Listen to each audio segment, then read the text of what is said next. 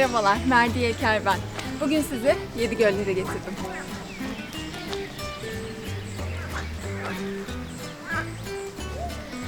Burası Deringöl.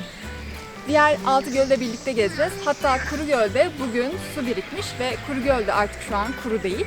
Dolayısıyla keyifli bir gezi beni bekliyor ve tabii ki de sizi.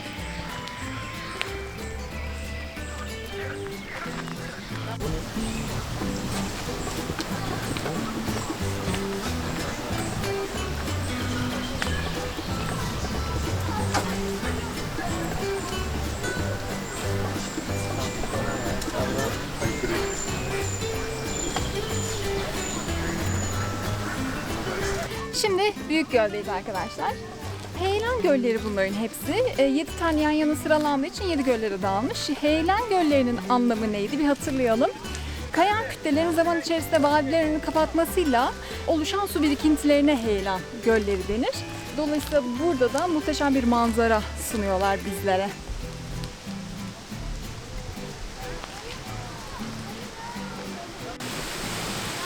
Büyükgöl'ü az önce göstermiştim. Bu da Büyükgöl'ün sularıyla beslenen Seringöl arkadaşlar. Ağaçlar arasından bize göz kırpıyor. Çok keyifli bir yürüyüş yolu var bir de yanında. Ayrıca buralara gelinceye kadar da patika yollardan geçiyorsunuz.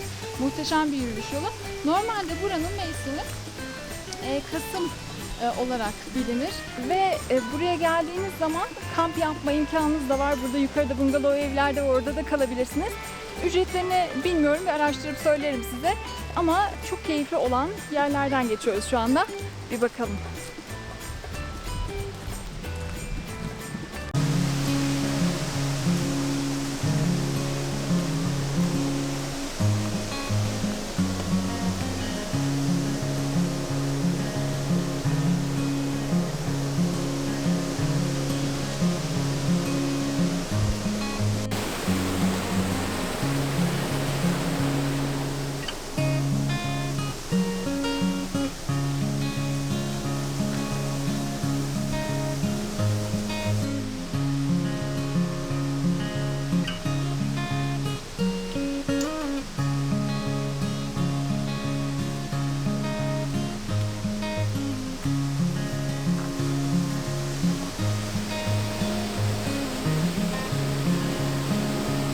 Bu güzel su sesinin eşliğinde bir bilgi daha vermek istiyorum size. Buraya kamp kurmak için de gelebilirsiniz. Kamp kurmak için geldiğiniz zaman 45 lira alınıyor sizden. Ama 24 lirada normal arabayla geldiğiniz zaman kişi başına değil araba başına vereceğiniz ücret. Size şöyle bilgileri verebilirim.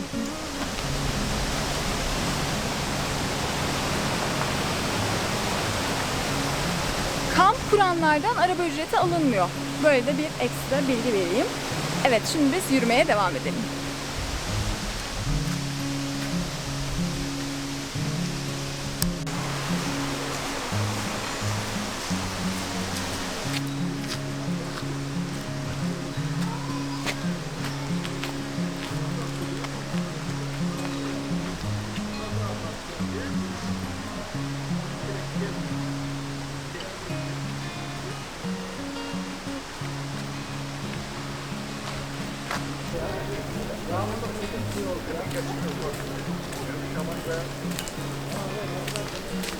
Yağmurlu bir günü seçmişiz.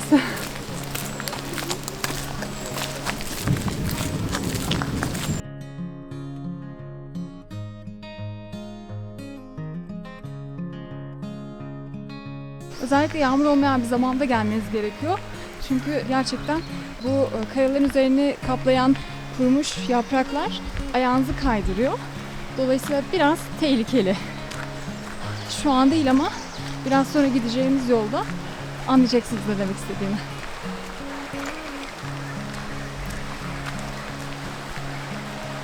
Burada da kamp yapmayı tercih eden kişiler var. Keyifli olduğunu düşünüyorum.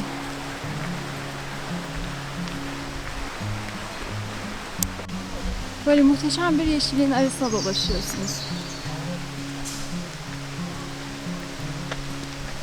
Şimdi az sonra şelale, direk çeşmesi ve Gülen Kayaları göreceğiz.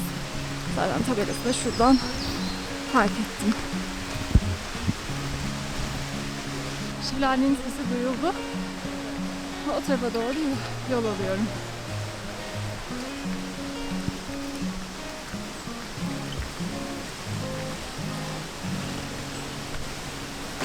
Aradaki yollar çok hoşuma gidiyor, çok sevimli.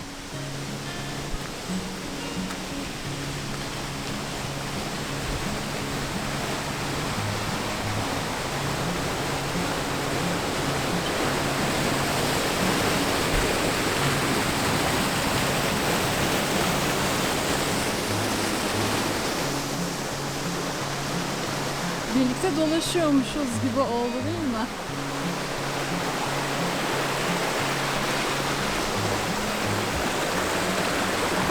Böyle minik bir şelale vardı. Biraz daha ilerlememiz gerekiyor. Asıl şelaleyi ve gülen kayaları görmek için. Devam ediyoruz.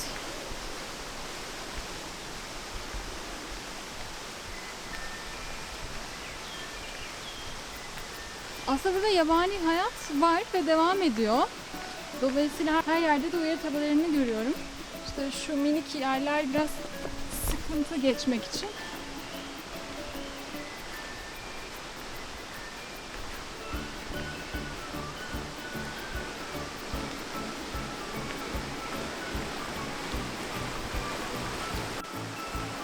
Yol boyunca bu keyifli görüntüyü görüyoruz.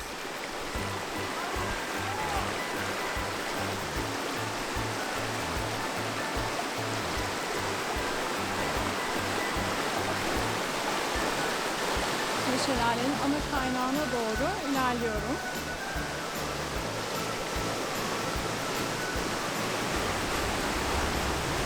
Wow! Çok güzel bir serinlik var burada. Çok güzel görünüyor. Muhteşem görünüyor.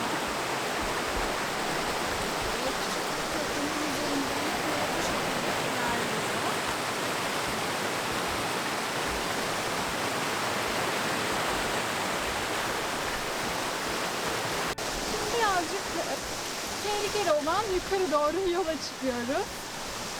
Aslında tur rehberleri bunun tam tersi yoldan getiriyorlar sizi şelaleye.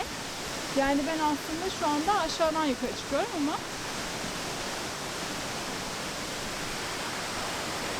normalde yukarıdan aşağıya iniyorlar. Evet, Gülen kayalar dedikleri yer de şurası.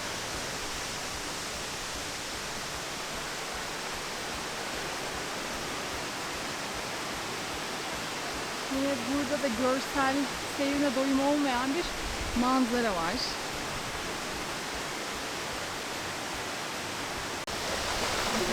Duyduğunuz üzere yağmur olağanca hızıyla devam ediyor. Diğer 3 göl vardı. Onları gezmeden bir mola vermek istedim. Önceden böyle mola imkanları yoktu. Kendi imkanlarınızla dışarıdan yemek getiriyordunuz. Ama şu anda kafe buldum burada. Oraya sığındım. Yağmurla sesini duyuyorsunuz. Olağanca hızıyla yağmaya devam ediyor.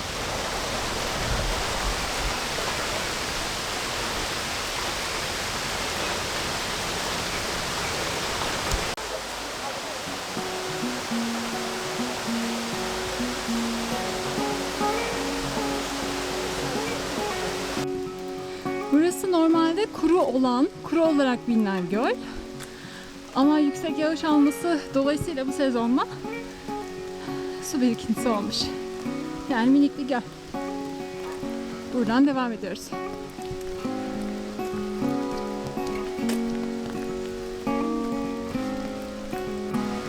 Burası Nazlı Göl. Kuru Göl'ün hemen yanında. Aralardan zor görünüyor ama çok keyifli bir göl olduğu belli.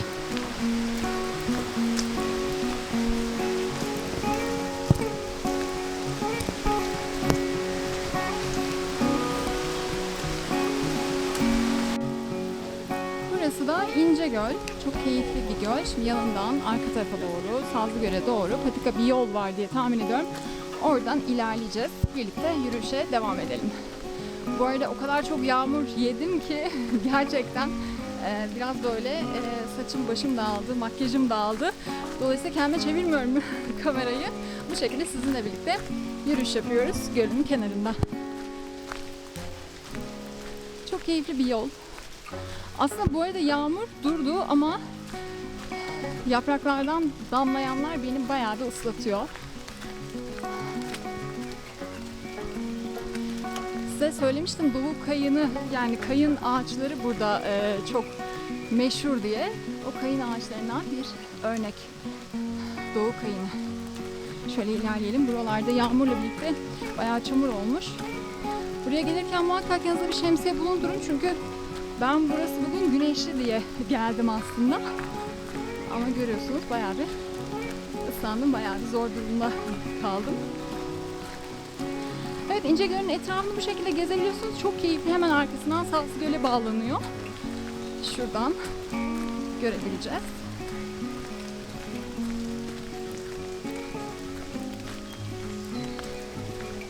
Gördüğünüz üzere Salsı Göl. Büyüklüğü 5950 metrekare, derinliği 3 metre. Şu ileriden de girebiliriz, şuradan da geçebiliriz. Şöyle görmüş olalım. Çok keyifli.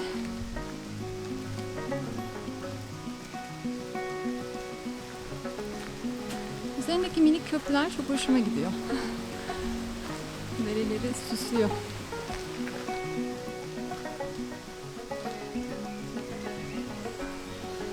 Bu uyarıyı görünce aklıma geldi. Burada belirli zamanlarda olta balıkçılığı yapma imkanınız oluyor. Bir de belli bir ücret mukabilinde. Yine sezonu var. Bunu da hatırlatayım. Peki, geri o zaman dönüş yoluna geçebiliriz. Çünkü 7+1 gölü görmüş olduk böylelikle. Aslında buradan geldik. Şu taraftan dönüş yoluna geçebiliriz. Aynı yoldan ilerlemeye gerek yok. Gördük bu yolu. İncegöl'de minik bir göl olduğu için etrafında dolaşabiliyoruz. Sağ tarafımızda gördüğünüz gibi tekrar Salsı Göl kaldı.